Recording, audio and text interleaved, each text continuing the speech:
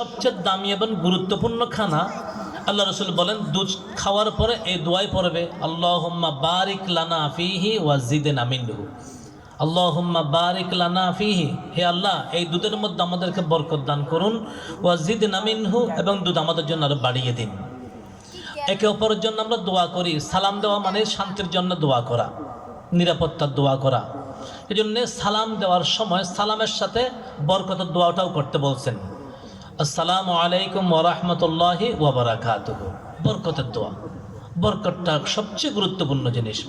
আল্লাহ পাক রব্বুল আলামিন নবীজির হাতে সরাসরি বরকত দিয়েছেন। আমাদের নবীজির হাতে কি ছিল? বরকত ছিল। হাদিস শরীফে অনেক ঘটনা আছে। হুজুর আকরাম সাল্লাল্লাহু আলাইহি ওয়াসাল্লাম একদিন খুব ক্ষুধার্ত, নবীজির খিদা লাগছে। আবু বকর সিদ্দিক রাদিয়াল্লাহু আনহু ক্ষুধার্ত, ওমর রাদিয়াল্লাহু আনহু ক্ষুধার্ত। আল্লাহ রসুল বলেন যে আবু বকর, ওমর, ভাই একটু মনোযোগ দিই, একটু মনোযোগ দিলে ভালো হয়। উনি ওনার হালতে থাকুক। আল্লাহ পাক কতজনকে কত রকম করে বানিয়েছেন, সেজন্যই শুকরিয়া আদায় করা। আল্লাহ পাক কত প্রকার রোগ যে মানুষকে দিয়েছেন, এটা একটা রোগ। আল্লাহ পাক যে সমস্ত রোগ থেকে আমাদেরকে হেফাজত করেছেন, তা আল্লাহর কত বড় নেয়ামত। তো নবীজি সাল্লাল্লাহু আলাইহি ওয়াসাল্লাম বলেন, আবু বকর, ওমর, চলো আজকে অমুক সাহাবীর বাড়ি যাব। রওনা হলেন, সেই সাহাবীর বাড়িতে গেলেন, কিন্তু তিনি বাড়িতে নেই। আল্লাহ রসুল বলেন, কোথায় গেল? স্ত্রী বললেন, ইয়া রাসূলুল্লাহ, উনি তো সব ছাগলগুলো নিয়ে পাহাড়ে চলে গেছেন ছাগল চড়াইতে। আল্লাহ রসুল বলতেছেন, এই ছাগলটা কার? পাশে একটা ছাগল বাঁধা ছিল, একেবারে দুর্বল, দুধও নাই, বাচ্চাও নাই। তো স্ত্রী বলল, ওই ব্যক্তি, ওই সাহাবীর স্ত্রী, ইয়া রাসূলুল্লাহ, ছাগলটা আমাদের, তবে এটা দুধও নাই, বাচ্চাও নাই, একেবারে দুর্বল, চলাফেরা করতে পারে না, সেজন্য সেটা রেখে অন্য ছাগলগুলো নিয়ে চলে গেছে। আল্লাহর হাবিব সাল্লাল্লাহু আলাইহি ওয়াসাল্লাম বলেন, একটা পাত্র দাও। একটা পাত্র দিল, ডেকচি দিল। নবীজি সেই ছাগলের পাশে গেলেন, ছাগলের ওলানে হাত দিলেন, আর দুধেসে পুরা ওলান ভর্তি হয়ে গেল। নবীজি খাইলেন, আবু বকর সিদ্দিক, ওমর ফারুক রাদিয়াল্লাহু আনহুম সবাই খাইলেন। অতঃপর এক পাত্র দুধ দোয়ায়া নবীজি ওনার ঘরে পৌঁছে দিলেন। এটা হলো নবীজির হাতের বরকত। নবীজির হাতে সরাসরি বরকত ছিল। কদম কদম পে রহমতি, নফস নফস পে বরকতি, কদম কদম পে রহমতি, নফস নফস পে বরকতি, জিদর জিদর সে ও শফিঈ আসিয়া গুজর গিয়া। নবীজি সাল্লাল্লাহু আলাইহি ওয়াসাল্লাম যেদিক যাইতেন, সেদিকে প্রতি কদমে কদমে রহমত, প্রতি শ্বাস প্রশ্বাসে বরকত নাজিল হতো। এই নবীজি সাল্লাল্লাহু আলাইহি ওয়াসাল্লাম ইরশাদ ফরমান যে বরকত তোমরা আল্লাহর কাছ থেকে চেয়ে নিতে হবে। এজন্য এই দোয়াটা যত বেশি পড়বো ইনশাআল্লাহ বরকত পাবো। কতদিন পড়বো? রমজানের চাঁদ ওঠা পর্যন্ত। রমজানের চাঁদ উঠে গেলে এরপর পড়লে আর কোনো উপকার হবে না, কারণ এই দোয়াটা মৌসুমি দোয়া, সাময়িক দোয়া, 2 মাসের দোয়া। কিছু ফল ফ্রুট আছে যেগুলো সারা বছর পাওয়া যায়, আর কিছু ফল ফ্রুট মৌসুমি। আপনি এখন যদি কাঁঠাল তালাশ করেন, আম তালাশ করেন, লিচু তালাশ করেন, জাম তালাশ করেন, পাবেন না, সময় হিসেবে আসবে। তদ্রূপ কিছু দোয়া সারা বছর আছে, আর কিছু দোয়া শুধু মৌসুম হিসেবে আসে। এই দোয়াটাও মৌসুমি দোয়া, মাত্র 2 মাসের দোয়া। এই দোয়া পড়ব, আল্লাহ পাক বরকত দেবেন। আল্লাহুম্মা বারিক লানা ফি রজব ওয়া শাবান, হে আল্লাহ আপনি রজব আর শাবান মাসে আমাদের বরকত দান করেন। হায়াতে বরকত, রিজিকে বরকত, ব্যবসায় বরকত, ফসলে বরকত, ইলমে বরকত, আমলে বরকত, ঈমানে বরকত। আল্লাহ আমাদেরকে যা দিবেন সব বরকতওয়ালা জিনিস দান করেন। ওয়া বাল্লিগনা রমজান, আল্লাহ হায়াত কতদিন আছে জানি না, যদি হায়াত শেষ হয়ে যায় কমপক্ষে একটা রমজান পর্যন্ত হায়াতটা বাড়িয়ে দেন। একটা রমজান মাস পাইলে তো হলো, 30টা রোজা পাইলাম, 30টি তারাবির নামাজ পাইলাম, ইতিকাফ পাইলাম, ঈদ পাইলাম, একটি শবে কদর লাইলাতুল কদর পাইলাম। আর একটি লাইলাতুল কদর যদি কেউ পেয়ে যায়, আর সেই রাত্রে যদি আল্লাহকে সন্তুষ্ট করার জন্য ইবাদত করে, আর রাতটা যদি বাস্তবেই লাইলাতুল কদর হয়ে থাকে, এক রাতের দাম কত? খায়রুম মিন আলফি শাহর। 83 বছর 4 মাস ইবাদত করলে যা সওয়াব পাবে আল্লাহ পাক তার চেয়ে বেশি সওয়াব দান করবেন। সৌভাগ্য। 83 বছর বয়স হয়েছে, এখানে তো মনে হয় একজনও নেই, বয়স তো আমাদের কমে গেছে। হাদিস শরীফে আছে নবীজি সাল্লাল্লাহু আলাইহি ওয়াসাল্লাম বলেন, আমার বেশিরভাগ উম্মত হায়াত পাবে 60 থেকে 70-এর ভিতরে। আকসারু আমারু উম্মতি বাইনা 60 ওয়া 70। নবীজি সাল্লাল্লাহু আলাইহি ওয়াসাল্লাম বলেন, আমার বেশিরভাগ উম্মতের হায়াত 60 থেকে 70-এর মধ্যখানে হবে। 70-এর উপরে যাদের বয়স যায় তারা সেটা বোনাস খাচ্ছে, বোনাস বোনাস ঠিক হইতেছে, বোনাস। সেজন্য 60-70 বয়স হয়ে গেলে এরপর যদি কোনো মানুষ গুনাহ না ছাড়ে তখন আল্লাহর গায়রত বরদাস্ত করে না। আল্লাহ বলেন যে বান্দা, তোকে 60 বছর 70 বছর হায়াত দিলাম, হায়াতের পরে তোর বোনাস চলতেছে, এখনো কি আমি আল্লাহর সাথে সম্পর্ক করার সময় তোর হয় নাই? এখনো আবুল বিরিয়া সিগারেট ছাড়ার কি সময় হয় নাই? এখনো মিথ্যা কথা বলা ছাড়া কি সময় হয় নাই? আল্লাহ পাক রব্বুল আলামিন সেই ব্যক্তির উপর অত্যন্ত অসন্তুষ্ট হন। এই জন্য হায়াত থাকতে হায়াতকে কদর করা। এই সময় যেটা চলতেছে রজব মাস, অত্যন্ত দামি মাস। নবীজি সাল্লাল্লাহু আলাইহি ওয়াসাল্লামের মেরাজ হয়েছিল কোন মাসে? রজব মাসে বলছেন অনেক উলামায়ে কেরাম, বাকি অনেক প্রকার মতামত আছে। আবার রজব হইলেও কোন তারিখে হয়েছে তাও অনেক দ্বিমত আছে। তো নবীজি সাল্লাল্লাহু আলাইহি ওয়াসাল্লামের যেই বৎসর মেরাজ হলো, নবীজির মেরাজ আল্লাহ পাক কেন করালেন? এক কথা। কোন বৎসর করালেন? 2। 3 নম্বর, মেরাজটা আল্লাহ রাসূল সাল্লাল্লাহু আলাইহি ওয়াসাল্লাম কিভাবে করালেন? 4, মেরাজে যাইতে আসতে নবীজি কি কি দেখলেন? 5, মেরাজ থেকে আমাদের চাওয়া পাওয়া কি? এই 5টা কথা মেরাজের সাথে সম্পর্ক আছে। সবগুলো বলার সময় নেই, সময় সংক্ষিপ্ত। 11টা 11:15 মধ্যে কথা শেষ হয়ে যাবে ইনশাআল্লাহ, এর বেশি হবে না। কিন্তু আমাকে বলেছেন 11টা পর্যন্ত করা যায়, এর উপরে গেলে অবস্থা বুঝে। যে বছর নবীজি সাল্লাল্লাহু আলাইহি ওয়াসাল্লামের মেরাজ হলো, সেই বৎসরটার নাম ছিল আম্মাতুল হুজন। হাদিসের ভাষায় পেরেশানির বৎসর, দুঃখের বৎসর। কারণ সে বছর নবীজি সাল্লাল্লাহু আলাইহি ওয়াসাল্লামের উপর বড় বড় 2টি মুসিবত আসছিল।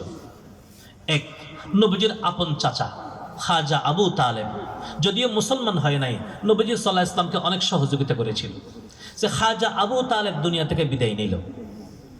2 নম্বর, নবীজি সাল্লাল্লাহু আলাইহি ওয়াসাল্লামের প্রিয়তমা স্ত্রী আম্মাজান হযরতে খাদিজা রাদিয়াল্লাহু তাআলা আনহা, যিনি আল্লাহর নবীকে বিপদের সময় সহযোগিতা করেছেন, তিনিও দুনিয়া থেকে বিদায় নিয়ে গেলেন। 6 মাসের ভিতরে 2জন আপন লোক শেষ।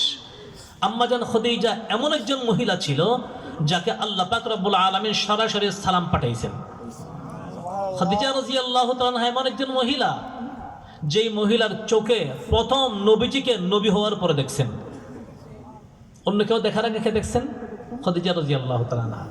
আর খাদিজা রাদিয়াল্লাহু আনহা এমন একজন মহিলা যিনি নবীজি সাল্লাল্লাহু আলাইহি ওয়াসাল্লামকে বিপদের সময় সহযোগিতা করেছেন। এবং আল্লাহ রাসূল সাল্লাল্লাহু আলাইহি ওয়াসাল্লাম নবী হওয়ার পর নবীজির হাতে সমস্ত সম্পদ উঠিয়ে দিয়েছেন। বললেন যে ইয়া রাসূলুল্লাহ, আমার সমস্ত সম্পদ ইসলামের জন্য আপনি খরচ করেন। তো আল্লাহ পাক সালাম পৌঁছাবেন না কেন? সে খাদিজা রাদিয়াল্লাহু আনহা দুনিয়া থেকে বিদায় নিলেন।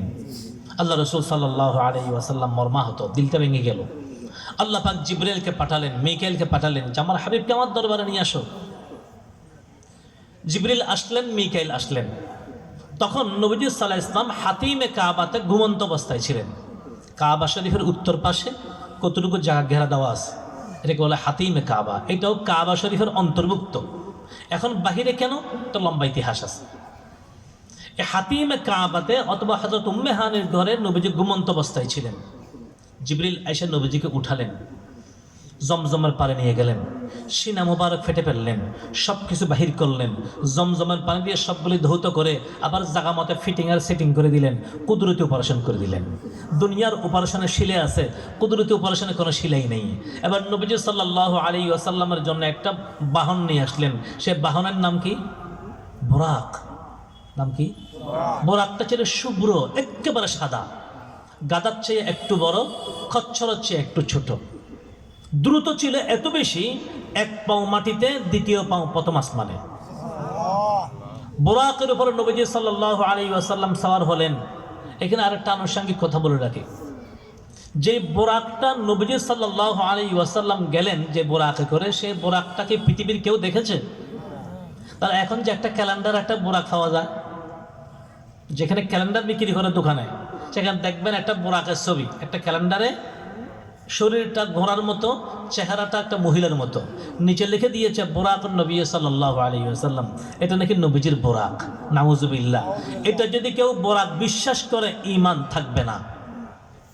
নবীজির বোরাক কি কেউ দেখেছে? বোরাক কি একবার ছাড়া পরে আর আসছিল? তাহলে বোরাকটা তারা পাইছে কোথায়? তারা পাইল কে বোরাক? এগুলো কাল্পনিক, এগুলা কাল্পনিক। আবার সেটা অনেকে খুব মহাব্বতের সাথে কিনে ঘরে নিয়ে লটকায় রাখে বরকতের জন্য। ঘরে যদি ছবি থাকে বরকত হবে না লানত হবে? লানত। একটা ছবি উঠানো হারাম, এটা খুব স্মরণ রাখবেন। আজকে এই গুণাটা খুব বেড়ে যাচ্ছে। হাতে হাতে মোবাইল হওয়ার কারণে ছবি উঠানো, ফটো উঠানো খুব বেড়ে যাচ্ছে। অথচ ফটো ছবি উঠানো কবিরা গুনাহ। নবীজি সাল্লাল্লাহু আলাইহি ওয়াসাল্লাম বলেন, কিয়ামতের ময়দানে আল্লাহ পাক যত মানুষকে যত প্রকার শাস্তি দেবেন, সবচেয়ে কঠিন শাস্তি হবে যারা ছবি উঠায়।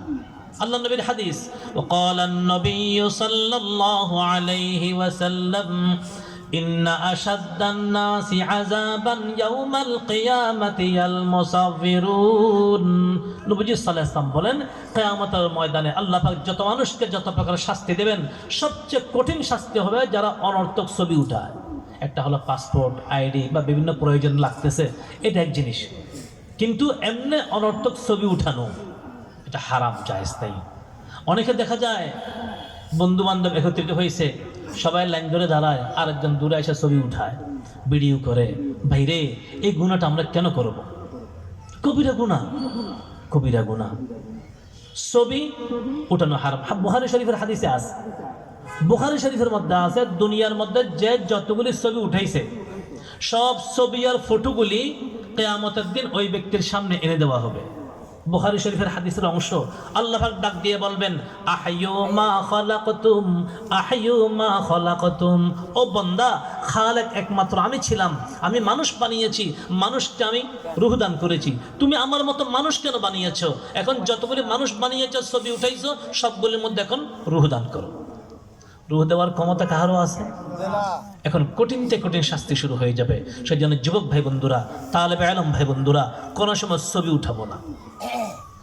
আজকের জায়গায় যে ছবিটা বেড়ে গিয়েছে, এটার জন্য অবশ্যই আমরা বেশি দোষী।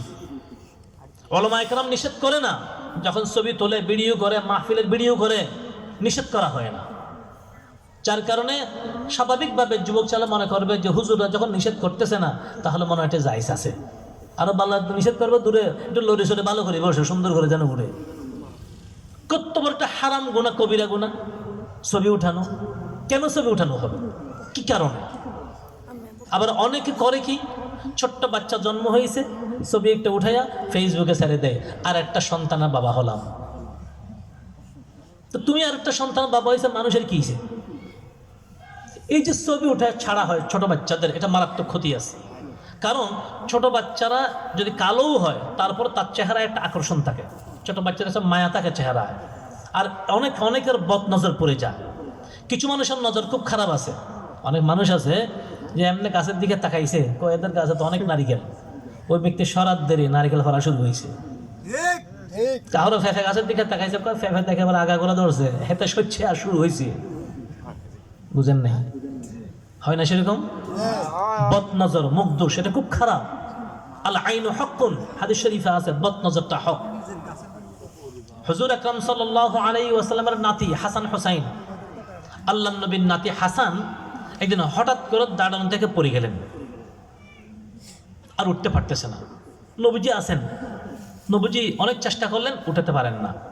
আল্লাহ রাসূল বলেন, ব্যাপারটা কি? এমন সময় আসলেন জিবরিল ফেরেশতা, এসে বলতেছেন, ইয়া রাসূলুল্লাহ, আপনার নাতির কি হয়েছে? আল্লাহ রাসূল বলতেছেন, মনে হয় কাহারও বদ নজর পড়ছে। জিবরিল বললেন যে হ্যাঁ, হইতে পারে, বদ নজর সেটা হক। আপনি একটা দোয়া করে ফুঁক দেন, জিবরিল একটা দোয়া শিক্ষা দিলেন, আল্লাহুম্মা জাস সুলতানিল আযীম জান্মানিল কদীম জাল ওয়াজহিল করিম ওয়ালিয়াল কালিমাতিত তাম্মাত ওয়াদ দাওয়াতিল মুস্তাজাবাত আফি হাসান মিন আনফুসিল জিন্নি ওয়া আয়ুনিন নাস। আল্লাহ রাসূল এই দোয়াটা পরে ফুঁক দিলেন, সাথে সাথে হাসান দাঁড়িয়ে গেল, সুস্থ হয়ে গেছে। এই দোয়াটা খুব গুরুত্বপূর্ণ, এটা ইয়াদ করে ফেলবেন, বা যা কারোর মোবাইল থাকলে রেকর্ড করে ফেলবেন, মুখস্থ করে ফেলবেন, অনেক গুরুত্বপূর্ণ। এটাকে বলা হয় দোয়ায়ে জিবরিল। বদনজরের জন্য এই দোয়াটা সবচেয়ে বেশি কার্যকরী।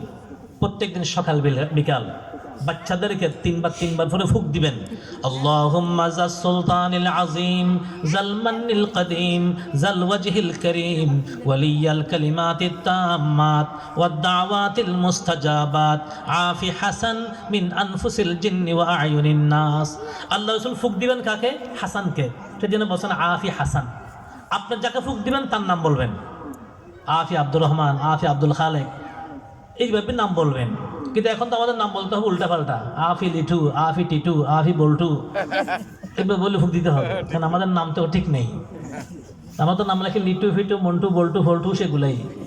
তো এরকম নাম রাখলে, আচ্ছা বলেন তো, যদি কেউ কাহারও ছেলের নাতির নাম রাখে লিটু টিটু মন্টু বল্টু, তো এই বল্টু মিয়া যদি একদিন হঠাৎ করে হাফেজার আলেম হয়ে যায়, তো মানুষ কি বলবে? হযরত মাওলানা বল্টু সাহেব বলবে না? আর এই বল্টু মিয়া যদি কোনো সময় নির্বাচনে দাঁড়ায়, এমপিতে চেয়ারম্যানতে দাঁড়ায়, তো মানুষ কি বলবে? আমার ভাই, তোমার ভাই, বল্টু ভাই, বল্টু ভাই, বল্টু ভাইয়ের মার্কাকে সল্টু যারা, আর কি বলবে বলেন? নাম সুন্দর হওয়া ইসলামের তরিকা, অর্থবোধক নাম রাখা। সেজন্য নাম রাখার সময় উলামায়ে কেরামের সাথে পরামর্শ করে নাম রাখবো, যা মনে আসে তা রাখবো না। নামের প্রভাব মানুষের উপর পড়ে। হাকিমুল উম্মত মুজাদ্দিদে মিল্লাত আশরাফ আলী থানভী রাহমাতুল্লাহ আলাইহির ঘটনা আছে। আজ ঘটনা বললে এখন দেরি হয়ে যাবে, এটা থাক। তো বলতেছিলাম যে কথা, এই দোয়াটা পরে বাচ্চাদেরকে ফুঁক দিবেন, স্মরণ থাকবে। আল্লাহুম্মা জাস সুলতানিল আযীম জাল মান্নিল কদীম জাল ওয়াজহিল করিম ওয়ালিয়াল কালিমাতিত তাম্মাত ওয়াদ দাওয়াতিল মুস্তাজাবাত আফি হাসান মিন আনফুসিল জিন্নি ওয়া আয়ুনিন নাস। আরেকটা দোয়া আছে বদনজরের জন্য, এটাও গুরুত্বপূর্ণ। আউযু বিকালিমাতিল্লাহিত তাম্মাহ মিন কুল্লি শাইতানিন ওয়া হাম্মাহ ওয়া মিন কুল্লি আইনিন লাম্মাহ। তিনবার পড়বেন, তিনবার পরে বাচ্চাদেরকে ফুঁক দিবেন, নিজের শরীরে ফুঁক দিবেন, আল্লাহ পাক বদনজর থেকে হেফাজত করবেন। বলতেছিলাম যে কথা, হুজুর আকরাম সাল্লাল্লাহু আলাইহি ওয়াসাল্লামকে বোরাকে উঠানো হলো, স্মরণ আছে কথা? তাহলে ওইটাকে বোরাকের ছবি না কাল্পনিক? গড় রাখলে রহমত হবে না ফেরেশতা আসবে না? গড়ের ছবি থাকলে ফেরেশতা। আনুষঙ্গিক আরেকটা কথা স্মরণ রাখবেন, 6 কারণে ঘরে রহমতের ফেরেশতা আসে না। কয় কারণে? 6 কারণে রহমতের ফেরেশতা ঘরে প্রবেশ করে না। 1 নম্বর কারণ, যেই সমস্ত ঘরে কুত্তা পালে। কি পালে? কুত্তা পালে। 2 নম্বর, যেই সমস্ত ঘরে কোনো প্রাণীর ছবি থাকে। হাদিস শরীফ আল্লাহ রাসূল বলেন, ওয়াকালান নবিয়্যু সাল্লাল্লাহু আলাইহি ওয়াসাল্লাম লা তাদখুলুল মালাইকাতু বাইতান ফীহি কালবুন আও তাসাবির। নবীজি সাল্লাল্লাহু আলাইহি ওয়াসাল্লাম বলেন, যে ঘরে কুত্তা পালবে, যেই ঘরে কোনো প্রাণীর ছবি থাকবে, লা তাদখুলুল মালাইকা, সেই ঘরে ফেরেশতা ঢুকবে না। এক হুজুরে দিয়ে এটা বয়ান করতেছিলেন, তো এক নাস্তিক মার্কা মানুষ ছিল। সে বলতেছে, হুজুর তাহলে আমি কুকুরও ফালবো, গরুর ছবিও লাগাবো। তো কেন রে বেটা, কুকুর ফালবি কেন? হুজুর আপনি বলছেন গড়ে ফেরেশতা আসবে না, তো যদি কুকুর পালি তাহলে গড়ে আজরাইল আসতে পারবে না, আমার জান কবজ করতে পারবে না। তো হুজুর বলতেছেন, মিয়া তোমাদের দেশে কুত্তা মরেনি? তোমার দেশে কুত্তা কি মরে? কহ মরে। তো কুত্তা মারার কিছু ফেরেশতা আছে, তো তোমার রাত জান নেওয়ার জন্য আসবে, কুত্তা মারা ফেরেশতা তোমাকে মারবে। বুঝে আসছে? কারণ যেমন কুকুর তেমন মুগুর হইতে হয়। এক বেড়া একদিন হুজুর বলতেছেন দাড়ি রাখার কথা। দাড়ি রাখা ওয়াজিব, দাড়ি রাখা ওয়াজিব। অনেকে দাড়ি রাখা সুন্নত মনে করে, সেই জন্য অলসতা করে, দাড়ি নিয়ে দুনিয়া থেকে যেতে পারে না, মাহরুম হয়, বঞ্চিত হয়। নবীজির সুপারিশ কপালে জুটবে না, নবীজির সুপারিশ পাওয়া যাবে না। দাড়ি অত্যন্ত গুরুত্বপূর্ণ। বুখারী শরীফের দাড়ি সম্পর্কে 6টা শব্দ আসছে, আফুল্লোহা, ওয়াহফুল্লোহা, ওয়ারফুল্লোহা। প্রত্যেকটা শব্দ হলো আদর্শসূচক শব্দ, আমরের সিগা। সেজন্য সমস্ত ইমামদের নিকট, ইমামে আজম আবু হানিফা রহমতুল্লাহ আলাই, ইমাম মালিক রহমতুল্লাহ আলাই, ইমাম শাফি রহমতুল্লাহ আলাই, ইমাম আহমদ বিন হাম্বল রহমতুল্লাহ আলাই, সমস্ত ইমামদের নিকট দাড়ি রাখা ওয়াজিব, আবার এক মুষ্টি রাখা ওয়াজিব। কতটুকু লাগবে? এক মুষ্টি। এদিকে এদিকে চতুর্দিকে এক মুষ্টি হইতে হবে। এক মুষ্টির থেকে লম্বা হয়ে গেলে তখন সেটা কাটা যাবে। এদিকে ধরে এটা কাটবে, আবার এদিকে ধরে এদিকে কাটলে হবে না, তখন তো গোড়াই শেষ। কথাটা বুঝে আসছে? এখন দাড়ি নিয়ে তো অনেক ফ্যাশন, অনেকে দাড়ি রাখে। এখন দাড়ি রাখা বাড়ছে, বোরকাও বাড়ছে, তবে বোরকার পরে পর্দার জন্য না, দাড়ি রাখে ওয়াজিব হিসাবে না, ফ্যাশন হিসাবে। কোন খেলোয়াড়, কোন নায়ক দাড়ি রাখছিল, সেজন্য সেভাবে দাড়ি রাখবে। কেউ দাড়ি রাখে চিকন করে, কেউ দাড়ি এনে এমনি এনে মশার তারার সাথে মিলিয়ে দেয়, আর কেউ দেখা যায় দাড়ি এদিকে রাখে, এদিকে রাখে, এদিক কামাই ফেলে। আর কিছু আছে এদিকে রাখে, এদিক কামায়, এদিক কামায়। এটার নাম নাকি 3 কোয়ার্টার দাড়ি। 3 কোয়ার্টার 4 কোয়ার্টার কোনো কাজে আসবে? দাড়ি রাখা ওয়াজিব, রাখতে হবে। রাখবো তো ইনশাআল্লাহ? রাখবো তো ইনশাআল্লাহ? মৃত্যুর আগে না পরে? মৃত্যু কবে? আল্লাহ আমাদেরকে তৌফিক দান করো। থানভী রহমতুল্লাহ আলাইহি ঘটনা লেখেন, হুজুর দাড়ি সম্পর্কে বয়ান করতেছেন। তো নাস্তিক মার্কা কিছু তো থাকে, যেগুলো হুজুরদের দোষতলার কিউশন লেগে থাকে। সে বলতেছে, হুজুর তার দাড়িতে আমি একেবারে রাখবো না। কেন? আল্লাহ পাকে বলছে দাড়ি কামাই ফেলতে। আল্লাহ বলছে দাড়ি তো কোথায় আছে? আল্লাহ বলছেন সফান সফা, আছে না কোরআন শরীফে? ওয়াজা রব্বুকা ওয়াল মালাকু ইয়াওমাইদিন সফান সফা। আল্লাহ বলছেন সফান সফা মানে দাড়ি সাফ করে ফেলো। হুজুরে তারা এক ঘুষি মাইরা ফুকুরে ফেলে দিয়েছে। সে উঠে বলে যে হুজুর আমাকে আপনি ঘুষি মারলেন কেন? আল্লাহ পাক বলছেন দাক্কান দাক্কা। কথা বুঝে আসছে? যেমন কুকুর তেমন মুখ, ওদেরকে জব সেভাবেই দিতে হবে। আরেক জায়গা হয় তো হুজুর জন্মের সময় তো দাড়ি ছিল না, তার দাড়ি কেন রাখবো? হুজুরে বলে এবার ঠুসাইয়া দাঁত সব ফেলে দিব। তো কেন? জন্মের সময় দাঁত তো ছিল না, দাঁত রাখবি কেন? জন্মের সময় দাড়ি ছিল না, সেই জন্য যে দাড়ি কামাইতে হয়। জন্মের সময় দাঁত ছিল না, দাঁত উঠলে দাঁত ভেঙে ফেলে দে, দাঁত রাখবি কেন? আল্লাহ আমাদের বুঝার তৌফিক দান করুন। তাহলে ঘরে কোনো ছবি রাখা যাবে? রাখা যাবে না। ছবি রাখবো না, ছবি উঠাবো না, অনর্থক। এটা হলো অনর্থক গুনাহ, লাভ সারা গুনাহ। কিছু গুনার মধ্যে লাভ আছে, যেমন সুদ খাওয়া হারাম, কবিরা গুনাহ, কিন্তু কিছু লাভ তো আছে, টাকা তো খাইতেছে। ঘুষ খাওয়া হারাম, কবিরা গুনাহ, কিন্তু কিছু লাভ তো আছে। নেশা করলাম, মদ খাওয়া হারাম, কবিরা গুনাহ, কিন্তু কিছু লাভ তো আছে। কিছু করার জন্য সে প্রধানমন্ত্রী তো হয়, কি বুঝেন নাই? আরে একবার আমি এক মাহফিল থেকে আসতেছি, আমাদের হাটহাজারিতে 3 রাস্তার মোড়। তো আসার সময় দেখি যে 3 রাস্তার মোড়ে একজন দাঁড়ায় আছে, তার সাথে লুঙ্গির কোনো সম্পর্ক নেই। সে এক জায়গায় লুঙ্গি, আরেক জায়গায় গাড়ি যা আসতেছে ওদিক থেকে, একটা বলে ওদিক যা, একটা বলে এদিক যা। মানে তার মনে হচ্ছে তার কথাই পুরো দুনিয়া চলতেছে। এক মদতি একদিন গাইতেছে, 1 চুমুকে যেমন তেমন, 2 চুমুকে মজা, 3 চুমুকে উজিন নাজির, 4 চুমুকে রাজা। তো প্রথম একটা টান দিলে কেমন কেমন লাগে, দ্বিতীয় টানে একটু রস টস বাইর হয়, তৃতীয় চুমুক দিলে তখন সে মন্ত্রী হয়, আর 4 চুমুকে লাগালে সে প্রধানমন্ত্রী। আর হুঁশ থাকে না, একটু হুঁশ আসলে তখন লুঙ্গি তালাশ করে গড়া যায়, বউরে মা ডাকে, মারে বউ ডাকে, খবর থাকে না। তার মনে হয় তার কথাই দুনিয়া চলে। একদিক দেখি এক দেওয়াল একটা দেখাইতেছে, কি দেখায়? দেওয়াল দেখায়। আর সে নিজে নিজে বলতেছে তুই রাত তিল্লে চলতে, আর দেওয়ালটা নাকি রাস্তায় চলে আসছে। বুঝতে আসছে? আল্লাহ আমাদের বোঝার তৌফিক দান করেন। আনুষঙ্গিক কষ্ট আসার জন্য বললাম, যুবক ভাই বন্ধুরা, এদিকে তো নেশা নাই, কিন্তু অনেকটা তো অনেক যুবকরা নেশা করে। বাইরে সাবধান, নেশার জগতে পা বাড়াবো না, নেশা করার সময় করবো না। নেশা করা ক্ষতিকারক দিক। কত বড় ক্ষতিকারক দিক? যারা নেশা করে, এখানে ছোট বাচ্চারাও আছে, আমি ইঙ্গিতে কথা বলতেছি একটা, যে সমস্ত যুবক নেশা করবে তারা ভবিষ্যতে বিয়ে করলে বউয়ের কাছে গিয়ে লজ্জা পাবে। আশা করি বুঝতে পেরেছেন। কারণ নেশার প্রথম ধাক্কা লাগে যৌবনের উপর। যারা নেশা করে তাদের যৌবন দুর্বল হয়ে পড়ে, স্ত্রী তার কাছে খুশি থাকে না, স্ত্রীর সাথে ঝগড়া ফসাল লেগেই থাকে, তার স্ত্রী অন্যদিকে তার মন চলে যায়, পরকীয়ায় জুড়ে যায়। আর এইবারে করব কি? ঘুরে ঘুরে স্ত্রীর সাথে বুঝ দিতে পারে না, এখন রাস্তা রাস্তা ঘুরে ঘুরে 3 দিনের সমাধান 7 দিনের সমাধান পোস্টারগুলি ভরে। যৌবনকে 3 দিনের 7 দিনে ফিরে আসে, সেখানে নম্বর ঠুকাইয়া গোপনে গোপনে ফোন করে ওষুধ খায়। আর এগুলো হলো বড় দুঃখা।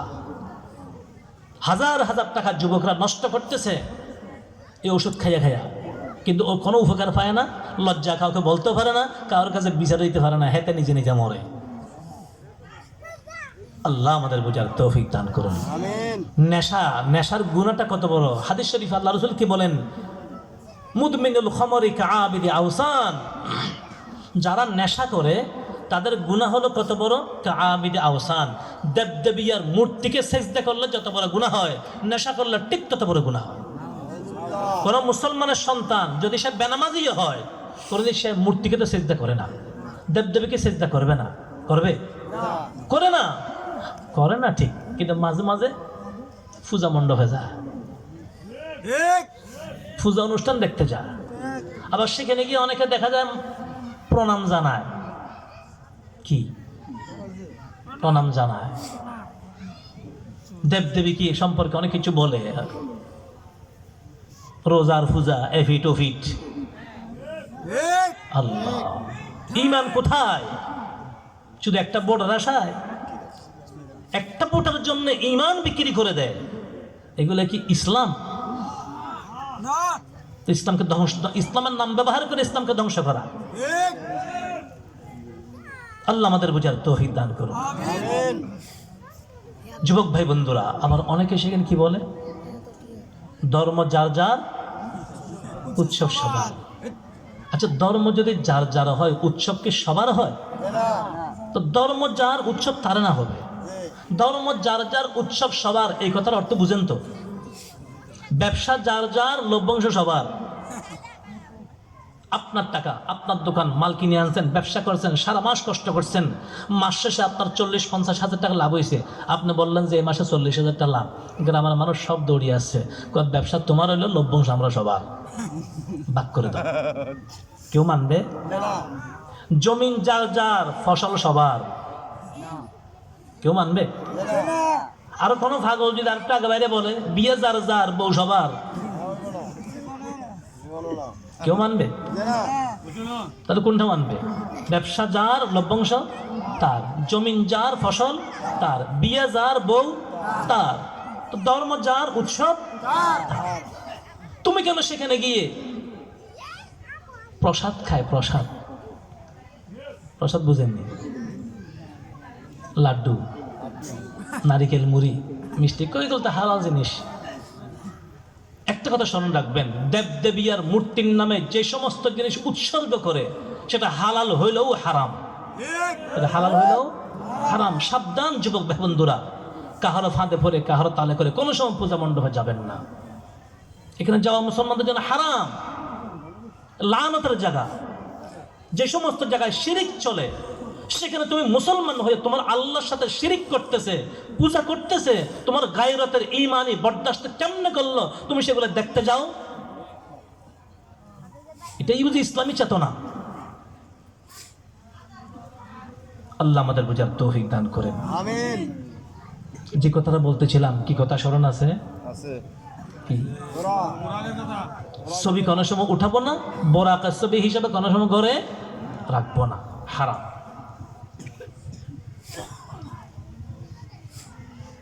তিন নম্বর, যেই ঘরে মহিলাদের মাথায় কাপড় থাকে না। কি বলতেছিলাম স্মরণ আছে? 6টি ঘরে 6 কারণে রহমতের ফেরেশতা আসে না। এক নম্বর কি বলেছিলাম? যে ঘরে কুত্তা ফালে। 2 নম্বর যে ঘরে প্রাণীর ছবি লটকাইয়া রাখে। 3 নম্বর যে ঘরে মহিলাদের মাথায় কাপড় থাকে না। মহিলাদের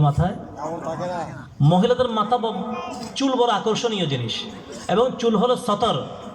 মহিলাদেরকে বেশিরভাগ জিন্নাতে ধরে, আর মহিলাদেরকে জিন্নাতে ধরার মূল আকর্ষণীয় জিনিস হলো চুল। চুলের কারণেই মহিলাদের প্রতি জিন্নাতরা আকৃষ্ট হয়। লম্বা চুল মহিলাদের সৌন্দর্য। সেজন্য আল্লাহ পাক রব্বুল আলামিন কিছু ফেরেশতাদেরকে একটা তাসবিহ শিখিয়েছেন। ওই ফেরেশতারা শুধু ওই তাসবিহটাই পড়ে, সুবহানা মান যায়্যানার রিজালা বিল-লুহা ওয়ান নিসা বিজ-যাওয়াইব। আল্লাহর হাবিব সাল্লাল্লাহু আলাইহি ওয়াসাল্লাম বলেন, ওই ফেরেশতারা এই তাসবিহ পড়তেছে, সুবহানা মান যায়্যানার রিজালা বিল-লুহা। ওই আল্লাহরই পবিত্রতা বর্ণনা করি যে আল্লাহ পুরুষকে সুন্দর করেছেন দাড়ি দিয়ে, ওয়ান নিসা বিজ-যাওয়াইব, মহিলাদেরকে সুন্দর করেছেন লম্বা চুল দিয়ে। মহিলাদের লম্বা চুল সৌন্দর্য। আমার মা বোনরা মাথার চুল ঢেকে রাখবো, কোনো সময় কাপড় পরে গেলেও আবার কাপড় দিয়ে দেব, কারণ মহিলাদের চুলটা সদর। কোনো মহিলা যদি নামাজ পড়া অবস্থায় চুল খোলা থাকে, অনেক সময় মহিলারা দুপুরবেলা গোসল করে চুল বাঁধে না চুল শুকানোর জন্য। এই অবস্থায় হয়তো রুমাল ওড়না মাথা দিয়ে বা শাড়ি মাথা দিয়ে নামাজ পড়ে ফেলে। চুল যদি লম্বা হয় কাপড় বাহিরে দেখা যায়, অথবা রুকুতে গেল সেজদায় গেল, 2-1টা চুল বাহিরে চলে আসলো, 3 তসবিহ পরিমাণ যদি চুল কাপড় বাহিরে থাকে নামাজ হবে না, আবার পড়তে হবে। তাহলে মহিলাদের চুল হলো বড় সুন্দরের জিনিস, আকর্ষণীয় জিনিস। কোনো সময় চুল খোলা রাখবে না, বেপর্দা চলবে না। বেপর্দা যে সমস্ত মহিলারা চলে, পর্দা করে না, ওই সমস্ত মহিলাদেরকে নবীজি সাল্লাল্লাহু আলাইহি ওয়াসাল্লাম বেশ্যা মহিলা বলেছেন। ডাইরেক্ট হাদিসের শব্দ। আল্লাহ রাসূল সাল্লাল্লাহু আলাইহি ওয়াসাল্লাম বলেন, যেই সমস্ত মহিলা সেজে পেরে বাহির হয়, মেকআপ করে বাহির হয়, পারফিউম ব্যবহার করে, আদর্শগন্ধি ব্যবহার করে ঘর থেকে বাহির হয়ে গেছে। নবীজির হাদিস, وقال النبي صلى الله عليه وسلم أيما امرأة خرجت واستعترت فمرت بالمجلس فهي كذا وكذا يعني زانية। নবীজি সাল্লাল্লাহু আলাইহি ওয়াসাল্লাম বলেন, আইয়ুমা ইমরাতিন খারাজাত, যে কোনো মহিলা ঘর থেকে বাইরে হয়েছে, ওয়াস্তাআতারাত, সুগন্ধি লাগিয়েছে, পারফিউম ব্যবহার করছে, সে যে ফেলে বাহির হয়েছে, মুখটা খোলা, মুখ কি ভাই মুখ খোলা রাখে না? অনেক মহিলা তো বোরকা পরেই না। আর কিছু মহিলা আছে যারা একটু নিজেকে ধার্মিক প্রকাশ করে, বোরকাটা পরে এতটুকু, এদিকে একটা ওড়না দেয়, মুখটা খোলা। আচ্ছা, মুখটা যদি খোলা রাখে, এদিকে বোরকা পরে লাভ কি? কোনো অর্থ আছে বোরখা? সৌন্দর্য মানুষের মুখে, পরিচিতি মুখের মাধ্যমে, সাজানি ফারানি সব তো মুখে। এই মহিলাদের শুধু পেস, মুখটা সাজানোর জন্য 32 আইটেম বাইরেছে। তো যদি সবগুলি সেজে পেরে মুখ খুলে দিয়ে বাহির হয়, এদিকে বোরকা পরে কোনো লাভ আছে? এটা তো হইলো কিরকম, মাছ রান্না কইরা উপরে ডাকনা না দেওয়া। মাছ রান্না করে উপরে, মাছ রান্না করে ডাকনা না দেওয়া মানে বিড়ালকে দাওয়াত দেওয়া, যে রান্না করা আসছে আয়। আপনি যদি সেজে পেরে মুখটা খুলে দিয়ে বাহির হন, এটা যুবকদেরকে আকৃষ্ট করার দাওয়াত দেওয়া, যে আমি রেডি আছি আয়। আল্লাহ রাসূল বলেন, ওয়াস্তাতারাত, যে মহিলা ঘর থেকে বাইরে হলো সেজে পেরে, আতর সেন লাগিয়ে, সুগন্ধি লাগিয়ে, মেকআপ করে, মুখটা খোলা রেখে বাহির হয়েছে, ফামাররাত বিল মজলিস, কোন মেলা মজলিসের সামনে দিয়ে গেল, পুরুষদের সামনে দিয়ে হেঁটে গেল, ফাহিয়া কাযা ওয়া কাযা ইয়ানি জানিয়া। নবীজি সাল্লাল্লাহু আলাইহি ওয়াসাল্লাম বলেন, সেই মহিলা বেশ্যা মহিলা। ডাইরেক্ট নবীর শব্দ জানিয়া, জানিয়া মানে খারাপ মেয়ে। নবীজি সাল্লাল্লাহু আলাইহি ওয়াসাল্লাম হাদিস শরীফে ইরশাদ ফরমান, 2 প্রকার মানুষ সোজা জাহান্নামে চলে যাবে। 2 দল মানুষ। আল্লাহ নবীর হাদিস, وقال النبي صلى الله عليه وسلم صنفان من أهل النار لم أرهما قوم معهم سيات كأذناب البقر يضرب بها الناس ونساء كاسيات عاريات مميلات مايلات رؤوسهن كأسنمة البخت المايلة لا يدخلن الجنة ولا يجدن ريحها। নবীজি সাল্লাল্লাহু আলাইহি ওয়াসাল্লাম বলেন, সিনফান মিন আহলিন নার, 2 প্রকার মানুষ জাহান্নামে। ডাইরেক্ট নবীজির শব্দ, সিনফান মিন আহলিন নার, দুই প্রকার মানুষ জাহান্নামী, লাম আরাহুমা, তবে সেই দুই প্রকার মানুষকে আমি নবী দেখি নাই। কেন? নবীজির যুগে তারা বাহির হয় নাই, যে এখন বাহির হয়েছে কিনা তারা তো দেখেন। সাই নবীজি কি বলেন? এক নম্বর, ওমন মাআহুম সিয়াতুন কাযানাবিল বাকরি ইয়াযরিবু বিহান নাস, কিছু মানুষ বাহির হবে গোপনে গোপনে, অন্ধকারে অন্ধকারে দাঁড়িয়ে থাকবে, তাদের হাতে বিভিন্ন প্রকার ছোট ছোট অস্ত্র থাকবে। মানুষ যখন সেদিকে যাবে অস্ত্রতে বলবে কি আছে বাহির কর, কি আছে বাহির কর। অস্ত্র দেখায়া, ভয় দেখায়া, জুলুম করে, অত্যাচার করে, মারধর করে, টাকা পয়সা, মোবাইল যা পায় সবগুলো কেড়ে নিয়ে ফেলবে। হাইজাকার, এরকম মানুষ তো এখনো বাহির হয় নাই। নবীজি বলেন এই কাজ যারা করে, মানুষের উপর জুলুম অত্যাচার করে, মারধর করে, হাইজ্যাক করে, এই সমস্ত মানুষ মৃত্যুর সাথে সাথেই সোজা জাহান্নামে চলে যাবে। দুই নম্বর, ওয়ানিসাউন কাসিয়াতুন আরিয়াতুন মুমিলাতুন মায়ালাত, এমন কিছু মহিলা বাহির হবে যারা কাপড় পরেও উলঙ্গ, কাপড় পরেও উলঙ্গ। এই হাদিসটা আগে বুঝাইতে খুব কষ্ট হইতো, কাপড় পরা আবার উলঙ্গ থাকা এটা কেমন হয়। নবীজি কি শব্দ বললেন? কাপড় পরেও উলঙ্গ, কিন্তু এখন বোঝা সহজ। এখন সবাই বুঝে কাপড় পরে উলঙ্গ কেমনে থাকে। এমন এমন কাপড় বাহির হয়েছে যে কাপড়গুলো একেবারে নামকা অবস্থা, পাতলা টিস্যু কাপড়, যে কাপড় দিয়ে শরীর পুরো স্পষ্ট দেখা যায়। এমন টাইটফিট কাপড় পরে শরীরের স্পষ্ট সব অঙ্গ বুঝে যায়। পোশাক পরতে বলছে শরীর বোঝানো যাওয়ার জন্য, এখন কাপড় পরার পরে যদি শরীর স্পষ্ট বোঝা যায়, এটা কাপড় পরা হয়েছে। নবীজি বলেন কাসিয়াত আরিয়াত, এমন মহিলা বাহির হবে যারা কাপড় পরেও উলঙ্গ থাকবে। তাদের স্বভাব চরিত্র আরো কিরকম হবে? মুমিলাতুন মায়ালাত, মুমিলাতুন মায়ালাত, তারাও পুরুষের দিকে আকৃষ্ট হবে, পুরুষদেরকেও নিজের দিকে আকৃষ্ট করবে। এমনভাবে চলাফেরা করবে পুরুষ যেন তার দিকে ফিরে ফিরে তাকায়। মহিলারা সাজসজ্জা কিসের জন্য করে? স্বামীকে দেখানোর জন্য।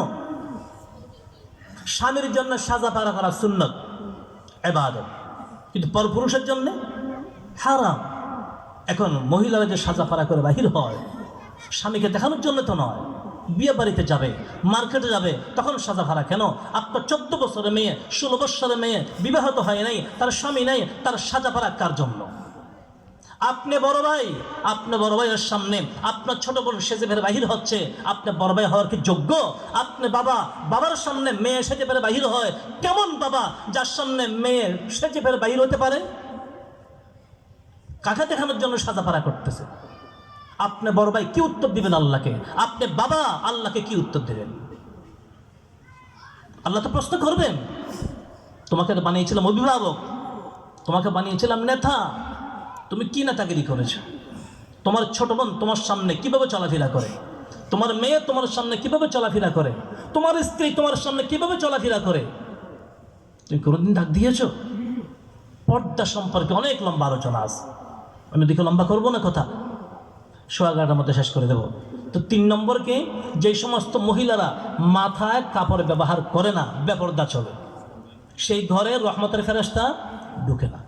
4 নম্বর, যেই ঘরে মহিলারা ঝগড়া করে, মহিলারা শাশুড়ি বউ, ননদ ভাবি, জাল, আর মহিলারা এত চুলাচুলি করতে পারে, আল্লাহ, ঝগড়া যদি একবার বাজাইতে পারে আর চুলাচুলি নেই। কারণ মহিলারা ঝগড়া বাজলে তাদের প্রথম অস্ত্র হলো গালি, আর গালি শুরু করলে কত আইটেমের গালি যে জানে। একটা গালি তারা 2বার দিতে হয় না, এতগুলি গালি জমা আছে, কোত্থেকে যে ইম্পোর্ট করলে তো গালি। আল্লাহ, মা বোনরা সাবধান, ঝগড়া কোনো সময় করবো না। 4 নম্বর। 5 নম্বরে হলো, যে ঘর থেকে মহিলার গলার কণ্ঠ বাহিরে শোনা যায়, যে ঘর থেকে মহিলার গলার কণ্ঠ বাহিরে শোনা যায়, অনেক মা বোনদের আওয়াজ বড় বড় করে কথা বলে, চিল্লায় হাসে। মহিলা তো হাসতেও জানে না, তারা হাসে কেমনে? একটা মুরগির ডিম ফাইরে যেমন খুশি হয়ে যায়, খটখট করে ওঠে, তাদের হাসি এরকম শুরু হয়। হাসি কয় প্রকার? হাসি 3 প্রকার। 1 নম্বর হাসি তাবাসসুম, তাবাসসুম মানে মুস্কি হাসি। নবীজি সাল্লাল্লাহু আলাইহি ওয়াসাল্লাম সারা জীবন মুস্কি হাসতেন, দাঁত দেখা যেত না, এই হাসা সুন্নাত। 2 নম্বর হাসি জেহেক, জেহেক মানে হাসবে দাঁত দেখা যাবে কিন্তু আওয়াজ হবে না। সেরকম হাসি আমাদের নবীজি সাল্লাল্লাহু আলাইহি ওয়াসাল্লাম পুরা জীবনে 2বার কি 3বার হাসছেন, এর বেশি না, এই জন্য সেটা জায়েজ। 3 নম্বর হাসি হলো কাহা কাহা, অট্ট হাসি, যেটা গলা ছেড়ে দিয়ে হা হা করে হাসে। সেরকম হাসি নবীজি জীবনে একবারও হাসেন নাই, সেজন্য অট্ট হাসি মাকরুহ। কিন্তু আমাদের মা বোনদের হাসি তো 3 নম্বর থেকে শুরু হয়। মা বোনরা আওয়াজ ছোট করব, গলার আওয়াজ যেন বাহিরে না যায়, কথা বলবো ছোট করে করে, চিল্লায় কথা বলবো না। যে ঘরে মহিলারা বড় করে কথা বলে রহমতের ফেরেশতা আসে না। 6 নম্বর, যে ঘরে গান বাজনা চলে, যে ঘরে গান বাদ্য চলে, যে ঘরে গান বাদ্য চলে, গান বাজনা চলে, নবীজি সাল্লাল্লাহু আলাইহি ওয়াসাল্লাম বলেন আল্লাহ আমাকে দুনিয়াতে পাঠিয়েছেন গান বাদ্যের যন্ত্র ভেঙে দেওয়ার জন্য। হাদিস শরীফে আছে وقال النبي صلى الله عليه وسلم انما بعثت بكسر المزامير والطبل। আল্লাহ পাক আমাকে দুনিয়াতে পাঠিয়েছেন বাঁশি ঢোল তবলা ভেঙে দেওয়ার জন্য।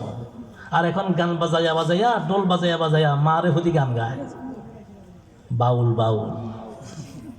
আবিল্লা আবিল্লা সরকার বাউল না, বাউল মানে কি? বাউলুন, বাউলুন আরবি শব্দ, বাউল মানে ফেসাদ। আর হ্যাটার নাম আবুল, আবুল মানে আবুলু, আবুলু মানে আমি ফেসাদ করি। আবুলু মানে কি? আমি ফেসাদ করি। তার নামের অর্থই হলো সবসময় শুধু ফেসাদ করা। আর সে যে সমস্ত কথা বলছে ইমান তো থাকবে না, ইমান তো নাই। গান বাদ্য হারাম। যুবক ভাই বন্ধুরা, মোবাইল আজকে আমরা ব্যবহার করি, কিন্তু মোবাইল যেন গান বাদ্য শোনার কি না হয়, যন্ত্র না হয়। অনেক সময় দেখা যায় গানে কানে ইয়ারফোন লাগাইয়া গান শুনি, রাত্রে ঘরের দরজা বন্ধ করে দিয়ে হুক লাগাইয়া যা মনে চায় তাই দেখতেছি। যুবক ভাইরে, ঘরের হুকটা বন্ধ করলেন কেন? বাবা আসতে পারে, ভাই আসতে পারে, মা দেখতে পারে, সেজন্যই তো। বাবা দেখবে না, মা দেখবে না, ভাইয়া দেখবে না, আপনি কি দেখতেছেন? কেউ দেখতেছে না। কেউ দেখার মতো কি কেউ নাই? আল্লাহ বলেন যে বান্দা তুমি কি জানো না, আলাম ইয়ালাম বিআন্নাল্লাহা ইয়ারা, আলাম ইয়ালাম বিআন্নাল্লাহা ইয়ারা। ও বান্দা তুমি কি জানো না আমি আল্লাহ তোমার দিকে তাকিয়ে আছি। আমরা যদি কোথাও যাই, কোনা দিকে একটা বসা আছে, নিচে লেখা আছে সিসি ক্যামেরার মাধ্যমে আপনার গতিবিধি পর্যবেক্ষণ করা হচ্ছে, সেখানে মানুষ হিসাব করে চলে, কারণ সব সিসি ক্যামেরায় উঠতেছে। অথচ সিসি ক্যামেরাকে ফাঁকি দেওয়া যায়। সিসি ক্যামেরা সোজাগুলি উঠাইতে পারে, পিছনেগুলো উঠাইতে পারে না। সিসি ক্যামেরা বরাবর হাই পাওয়ারে লাইট ধরলে সিসি ক্যামেরা দুর্বল হয়ে পড়ে। সিসি ক্যামেরার ভিতরে সিম ফেলে দিলে সিসি ক্যামেরা আর কাজ করতে পারে না। সিসি ক্যামেরাকে কি করা যায়? ধোঁকা দেওয়া যায়। কিন্তু আল্লাহকে ফাঁকি দেওয়া যাবে? আল্লাহ ফাঁকি দেওয়া যাবে একটা সময়, যখন আল্লাহ ঘুমায়। কি ভাই, আল্লাহকে ঘুমান? আল্লাহ নিজের পরিচয় কি দিয়েছেন? আল্লাহু লা ইলাহা ইল্লা হুয়াল হাইয়ুল কাইয়্যুম লা তাখুযুহু সিনাতুন ওয়ালা নাওম। এটার নাম কি? আয়াতুল কুরসি। অনেক গুরুত্বপূর্ণ আয়াত, কোরআন শরীফের সমস্ত আয়াতের সর্দার। হাদিস শরীফ আল্লাহ রাসূল বলেন, যারা প্রত্যেক ফরজ নামাজের পরে একবার করে আয়াতুল কুরসি পড়বে, সেই ব্যক্তির জান্নাতে যাওয়ার জন্য মধ্যখানে বাধা শুধু মৃত্যু। এত গুরুত্বপূর্ণ আয়াত। প্রত্যেক ফরজ নামাজের পরে একবার করে পড়ে ফেলবেন আয়াতুল কুরসি। রাত্রে শোয়ার সময় আয়াতুল কুরসি পড়বেন এবং ঘর বন্ধ করে শোবেন। হাদিস শরীফে আছে ঘরে আপনি শোয়ার সময় উজু করে ঘুমাবেন। হাদিস শরীফে আছে যারা উজু সহকারে ঘুমায় আল্লাহ পাক তাদেরকে সেই রাত্রে মারা গেলে শহীদে মওত দান করেন। এবং বিছানায় বসে যা জানেন আয়াতুল কুরসি, হুয়াল্লাহুল্লাযী আমানার রাসূল, কুল হুয়াল্লাহ, ফালাক, নাস, সূরা ফাতিহা, যা যা জানেন পরে হাতে 3টা তালি দিবেন, হাতে ফুঁক দিবেন। এরপর প্রথমে সামনের অংশ, পরে পিছনের অংশ মালিশ করে দিবেন। আল্লাহ পাক হেফাজত করবেন। এরপর বিছানায় বসে আবার আয়াতুল কুরসি পড়বেন। আয়াতুল কুরসি পড়ে চোখটা বন্ধ করে সাত আঙ্গুলে ফুঁক দিবেন। ফুঁক দিয়ে আঙ্গুলটা ঘরের চতুর্পাশে ঘুরাইয়া দিবেন। আল্লাহ পাক ফেরেশতার মাধ্যমে আপনার ঘরকে সারা রাত হেফাজত করবেন। যেই ঘরে আয়াতুল কুরসি করে এবার ঘর বন্ধ করে শোয়, সেই ঘরে চোর ঢুকতে পারে না। দরজা খোলা থাকলেও চোর ঢুকবে না। আর যদি কোনো কারণে চোর ঢুকে যায়, বাহির হওয়ার জন্য দরজা খুঁজে হবে না। এটা হাদিসের কথা। লম্বা ঘটনা আছে। গান বাদ্য কোনো সময় শুনবো না। 6 নম্বর কি? গান বাজনা শুনবো না। শুনবো মোবাইলের কারণে কি পরিমাণ ক্ষতি হচ্ছে। একদিন এক ডাক্তার লাইভে এসে বলছেন যে হুজুর দেখবেন অল্প কিছুদিনের কয়েক বছরের মধ্যে ছোট্ট ছোট বাচ্চাদের চোখের চশমা চলে আসবে। আলোর দিকে যদি আমরা তাকাই, 1 মিনিট কেউ যদি বাতির দিকে তাকিয়ে থাকে, এবার চোখ ঘোরান, দেখেন তো কিছু দেখা যায় কিনা? সব ঝিমঝিম করতেছে, চিলচিল করে। কিন্তু এই যে মোবাইলের দিকে সব সময় তাকিয়ে আছি 1 ঘন্টা 2 ঘন্টা 3 ঘন্টা, কি পরিমাণ আঘাত চোখের হচ্ছে। কানে ইয়ারফোন লাগাই যে গান শুনি, কানে ইয়ারফোন লাগানো কানের পর্দার জন্য ক্ষতি হচ্ছে। বুক পকেটে কেউ যদি মোবাইল রাখে, ডাক্তার বলেন যে প্রথম যখন কলটা এসে ধাক্কাটা লাগে হার্টের জন্য মারাত্মক ক্ষতি। মোবাইল যদি মাথার পাশে রেখে ঘুমায় ব্রেন ক্যান্সার হবে। এখন তো বেশিরভাগ ভাইরা মাথার পাশে মোবাইল থাকে, কারণ সে রাত্রে ঘুমের দোয়া ফুরে তো ঘুমানো সুন্নত। এখন ঘুমের দোয়া তো মোবাইল। ঘুমের দোয়া কি? আর ঘুমের দোয়াটা এত লম্বা হয়েছে 3টা পর্যন্ত ঘুমের দোয়া শেষ হয় না। শেষ হয় কবে? শ্বাস শেষ হয়ে গেলে। এখন তো শ্বাসও শেষ হয় না, পাওয়ার ব্যাংক শ্বাসও শেষ হয় না। ঘুম আসে কখন? ফজর আজান দিলে। আজান যখন দিছে তাহলে ঘুমের আজান দিছে। এবার মোবাইলটা পিছন দিকে রেখে ঘুমায়া পড়ি। এই যে মাথার পাশে মোবাইলটা থাকে, ডাটা অন রয়েছে, ডাক্তাররা বলতেছেন ব্রেন ক্যান্সার হবে। শরীরের প্রত্যেকটা অঙ্গ দুর্বল করে ফেলতেছে মোবাইল। ছোট ছোট বাচ্চাদের হাতে মোবাইল। কেন? মা বোনরা বাচ্চাদেরকে আমরা শেষ করে ফেলতেছি। ছোট বাচ্চারা খেতে চায় না, এখন তাদের হাতে মোবাইলটা উঠাইয়া দেয়, আর ওখানে নাটক কার্টুন এগুলো দেখে, আর মাথা দেখে বাচ্চাদেরকে খাওয়ায়। কি পরিমাণ ক্ষতি করতেছে। কিতাবের মধ্যে একটা আশ্চর্য ঘটনা লেখছে। সমর্থনের বিষয় না, আজকের জন্য কেউ থাক, বেশি রাত করা যাবে না। আল্লাহ পাক রব্বুল আলামিন যা কথাবার্তা হয়েছে আমাদেরকে বুঝার, মানার, আমল করার তৌফিক দান করুন। আল্লাহ পাক আমাদের হায়াতের মধ্যে বরকত দান করুন। আল্লাহ পাক এই মাদ্রাসাকে কবুল করে নিন।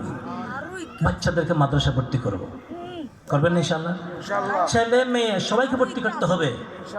বলে হুজুর আমি কেন মাদ্রাসা ভর্তি করবো? আমি তো আমার ছেলেকে ডাক্তার বানাবো, মাস্টার বানাবো, ব্যারিস্টার বানাবো, ইঞ্জিনিয়ার বানাবো। আমাদের ডাক্তার, মাস্টার, ব্যারিস্টার, ইঞ্জিনিয়ার সব লাগবে। প্রত্যেক ডিপার্টমেন্টে মানুষ লাগবে, কিন্তু প্রথম ইসলাম শিখবে, তারপর ডাক্তার হবে। ইসলাম শিখবে, তারপর মাস্টাররা, ব্যারিস্টাররা, ইঞ্জিনিয়ার হবে। ইসলাম আগে শিখতে হবে। আপনার যদি ছোটখালে বাচ্চাদেরকে ইসলাম না শিখান, দেখবেন সময় আসতেছে আপনার এই বাচ্চা বেশি আধুনিক শিক্ষা যদি শিক্ষিত হয়ে যায়, দেখা যাবে সেই বাচ্চাই আপনাকে বুড়াকালে বৃদ্ধাশ্রমে পাঠাবে। বৃদ্ধাশ্রমে পাঠাবে। আমি তো একটা ঘটনা সব জায়গায় বলি। ঢাকা ভার্সিটির প্রফেসর, যিনি 17 বছর ঢাকা ভার্সিটিতে প্রফেসরই করছেন, নাম বলবো না, শিক্ষিত মহল চিনেন, সেই ব্যক্তি বর্তমান বৃদ্ধাশ্রমে। এত বড় একজন ব্যক্তি যিনি ঢাকা ভার্সিটিতে 17 বছর প্রফেসরই করেন, কত বড় ব্যক্তি, তিনি বৃদ্ধাশ্রমে কেন? এক সাংবাদিক গেলেন সেই বৃদ্ধাশ্রমে, দূর থেকে দেখে চিনে ফেলছেন, আস্তে আস্তে কাছে গেছে, যাই বলতেন স্যার আপনি এখানে? স্যার মাথা উঠেছে, তুমি আমাকে চিনো? স্যার আপনাকে চিনবো না, আপনার ঢাকা ভার্সিটিতে 17 বছর প্রফেসরই করেছেন, আপনাকে কেন চিনবো না? কিন্তু আমার প্রশ্ন হলো আপনি বৃদ্ধাশ্রমে কেন? তখন স্যার কান্না শুরু করছেন, দুনো চোখের পানি ছেড়ে দিয়েছেন। পরে বলতেছে দেখো আমার 2 ছেলে 1 মেয়ে, আমি তাদেরকে আধুনিক শিক্ষায় শিক্ষিত বানিয়েছি, উচ্চ শিক্ষায় শিক্ষিত বানিয়েছি, ডিগ্রি নিয়ে দিয়েছি বড় বড়। এখন তারা বিবাহ করেছে আধুনিকা মেয়ে। আমার ছেলের বউদের উচ্ছৃঙ্খল চলাফেরা আমার সহ্য হচ্ছে না। পাতলা পাতলা পোশাক, শর্ট পোশাক, এগুলি পরে, অশালীন পোশাক যেগুলি, এখন আমার চোখে বরদাস্ত করে না। আমি তাদেরকে ডাক দিলাম, তোমরা এগুলো কী পোশাক পরেছো? এখন আমি যখন তাদেরকে 2-1টা ধরাধরি শুরু করলাম, তাদের অসহ্য হয়ে গেছে। এখন তারা আমার ছেলেদেরকে চাপ সৃষ্টি করছে যে তোমার বাবাকে ঘর থেকে বাইর করো, এই বুড়াকে আমরা ঘরে জায়গা দেবো না, তাকে বৃদ্ধাশ্রমে পাঠিয়ে দাও। উনি বলতেছেন যে বাড়ি আমার, ঘর আমার, ঢাকা শহরে 4 তলা বাড়ি, কিন্তু আমার ঘরে নাকি আমার জায়গা হবে না। তো আমার ছেলে আমার কাছে এসে বলতেছে বাবা তুমি বৃদ্ধাশ্রমে গিয়ে থাকো, যখন যা লাগে আমরা তোমাকে সেখানে দিয়ে আসবো। কথা স্মরণ রাখবেন, যেই সমস্ত সন্তান বেশি আধুনিক শিক্ষায় শিক্ষিত হয়, ধর্মীয় শিক্ষা একেবারে শিখে না, তারা বউয়ের গোলাম হয়ে যায়। বউ যেরকম বলে সেভাবেই তারা চলে, মা বাবার কোনো গুরুত্ব নেই। আমার ছেলে যখন আমাকে কথা বললো, অপমানে ক্ষোভে দুঃখে তিনি ঘর থেকে বাইরে গেছেন। পরে তিনি আফসোস করে বলতেছেন, দেখো আমি আমার জীবনে অনেক ভুল করেছি, কিন্তু আমার জীবনের সবচেয়ে বড় ভুল আমি সন্তানদেরকে সব শিখাইছি কিন্তু ইসলাম শিখাই নাই, যার পরিণতিতে আজকে আমার স্থান বৃদ্ধাশ্রম। আমরা যদি সন্তানদেরকে ইসলাম না শিখাই, দেখা যাবে এই সন্তান আমাদেরকে বৃদ্ধাশ্রম না পাঠাইলেও ঘরে যদিও থাকি আমাদের তাদের গোলামি করে থাকতে হবে। যা দিবে তা খাবে, যা বলে। এখন তো বাবাকে গুরুত্ব দেয় না। যদি বাবা কিছু বলে যে ছেলেকে যে এটা এরকম করো, তো বাবা সেগুলো তুমি বুঝবে না, তুমি মসজিদ নিয়ে পড়ে থাকো। বুড়ারা বুঝবে না আর ছোটরা বুঝবে। আমাদের চিটাঙ্গার ভাষায় বুড়াদেরকে বলে বুঝিয়া বুঝিয়া, আপনাকে জানে কি আর বুইয়া, ও বুইয়া বুঝিয়া থেকে আসছে। বুঝিয়া মানে যে বেশি বুঝে, সে বুঝতে বুঝতে বুঝিয়ে হয়ে গেছে, আর হেতে বলে আমরা বুঝতো না। আমার কথা বুঝেননি, আমি তো আন্না করি আন্না কথা কইতে পারি না, বুঝেন তো? মা বাবাকে কদর করবেন, মা বাবার গুরুত্ব যেন অন্তরে থাকে। মা বাবাকে আপনি যেরকম ব্যবহার করবেন, সময় আসবে আপনার সন্তান আপনার সাথে এর চেয়ে বেশি খারাপ ব্যবহার করবে।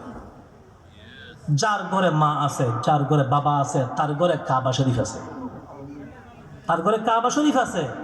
নবীজি বলেছেন, আপনি ঘরে গেলেন, আপনার মা সামনে আসছে, বাবা সামনে পড়ছে, একটু মহাব্বতের নজরে তাকাইলেন, ইনি আমার বাবা, ইনি আমার মা, সাথে সাথে আল্লাহ পাক আমল নামায় একটি কবুল হজের সব দান করে দেবেন। এক সাহাবী বলেন, ইয়া রাসূলুল্লাহ, 2 বার তাকাইলে? নবীজি বলেন 2 হজের সওয়াব। 3 বার তাকাইলে? 3 হজের সওয়াব। এরপর নবীজি বলেন, ওয়ালাউ কানা ফিল ইয়াউমি মিআতা মাররা, যদি কোনো সন্তান নিজের মার দিকে অথবা বাবার দিকে দৈনিক 100 বার তাকায়, আল্লাহ পাক তার আমল নামায় 100টি হজের সওয়াব দান করবে। এই পাশে বসে রয়েছে আব্দুল কাদের জিলানী, দেখতে হবে না, উদাহরণ দিচ্ছি আমি। আব্দুল কাদের জিলানী, জুনাইদ বাগদাদি, হাসান বসরি, সমস্ত ওলি আল্লাহরা এক পাশে বসা। এই পাশে বসা একেবারে বুড়ে একটা ব্যক্তি, কালো, বিশ্রী, দাঁত একটাও নাই, ফান খাওয়ার সময় রস বাইয়া বাইয়া পড়ে, মাথার টুহিয়ে দেয় কোনাকুনি করে, কোর্তার বোতাম উহুরেরটা নিচে মারে, নিচেরটা উপরে মারে, ডাইন পায়ে স্যান্ডেল বাম পায়ে পরে, বাম পায়ে স্যান্ডেল ডান পায়ে পরে, আলিফবাও জানে না, ক খ জানে না, এবিসিডিও জানে না, সরিয়ে জানে না, মূর্খ, অশিক্ষিত, কিচ্ছু জানে না। সমাজ ওনাকে কেউ ওনার সাথে কথাও বলে না, কিন্তু তিনি আপনার বাবা, কিন্তু তিনি আপনার বাবা। এরকম এক ব্যক্তিও যদি বাবা হয়, মা হয়, এরকম বাবা মার দিকে যদি এভাবে তাকায়, যদি আমার বাবা মা, সাথে সাথেই আমল নামায় পরিপূর্ণ মুকাম্মাল হজের সওয়াব। আব্দুল কাদের জিলানী, জুনাইদ বাগদাদির দিকে 100 বার তাকাইলেও একটি হজের সওয়াব কোনো হাদিসে নাই। ওনারা অনেক বড় ওলি, কোনো সন্দেহ নাই, কিন্তু একটা সন্তানের জন্য মা বাবা এর চেয়ে বড় ওলি। মা বাবা গুরুত্ব অনেক বেশি। আল্লাহ রাসূল সাল্লাল্লাহু আলাইহি ওয়াসাল্লাম কি বলেছেন মা বাবা সম্পর্কে?